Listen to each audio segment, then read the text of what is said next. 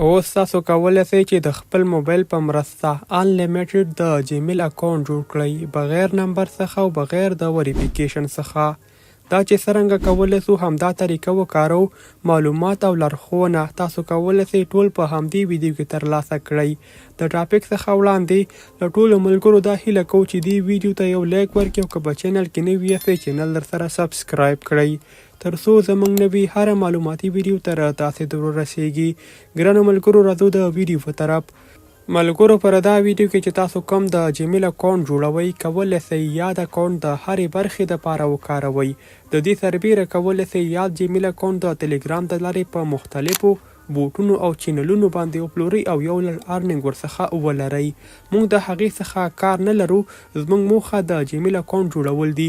راځو د موبایل سکرین ته وزده کوو چې څرنګه کولی شو انلیمیټډ د جیمیل اکاونټ بغیر د وریفیکیشن څخه جوړ کړو. ګرانو ملګرو هغې دپاره راشئ تاسو د خپل موبایل پلی سټور یا هم اپ سټور ته په بره سرچ یا لټون کې تاسو سرچ کوئ ټیمپ میل.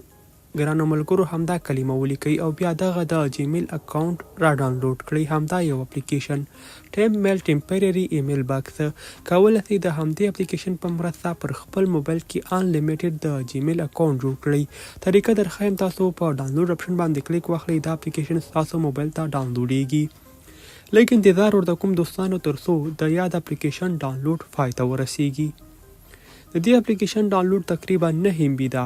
پر همدغه رقم په پلی سټور او اپ سټور کې ډیر زیات اپلیکیشنان موجود دي. کولی شئ استفاده ورڅخه وکړئ. پر اوپن باندې کلیک اخلو دغه ډول یو صفحه ستاسو مخ ته راځي. لومړی تاسو کولی شئ له دغه ځای څخه د دې اپلیکیشن ژبه تغییر کړئ. انګلیسي او ترڅنګ یې 3 نورې ژبې پر همدې اپلیکیشن کې موجودې دي.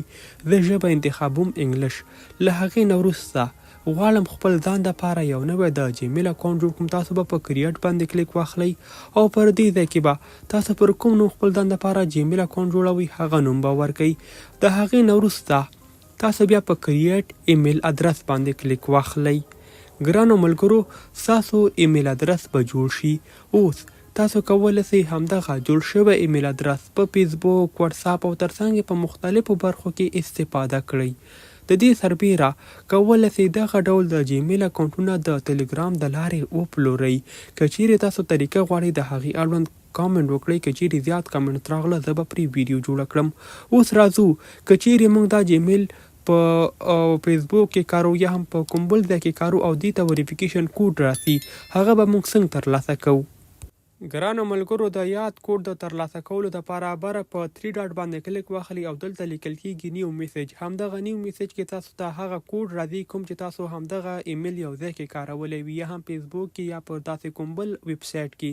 نو دا غوره اپلیکیشن د تاسو ورڅخه استفاده کولی شئ.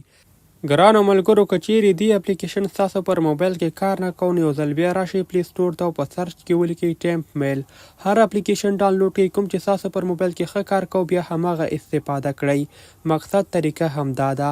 زموږ ویډیو همدلته پای ته رسیږي. میلابیږو به پر بله راتلونکي ویډیو کې. تر بیا ښه وخت ښې چارې الله مو مل شه.